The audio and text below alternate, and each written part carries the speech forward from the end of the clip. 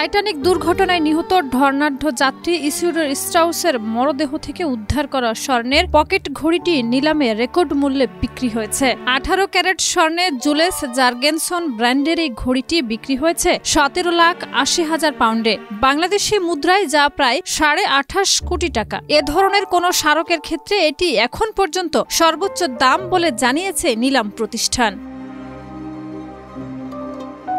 বিবিসির এক প্রতিবেদন থেকে জানানো হয়, ইসিডোর স্ট্রাউস এবং তার স্ত্রী আইডা স্ট্রাউস 1912 সালের 14 এপ্রিল সাউদাম্পটন থেকে নিউইয়র্কগামী টাইটানিকে যাত্রা করেছিলেন। বরফখণ্ডে ধাক্কা লেগে জাহাজটি ডুবে গেলে 1500-এরও বেশি মানুষের মৃত্যু হয়। দুর্ঘটনার পর ইসিডোরের মরদেহ উদ্ধার হলেও আইডারের দেহ পাওয়া যায়নি।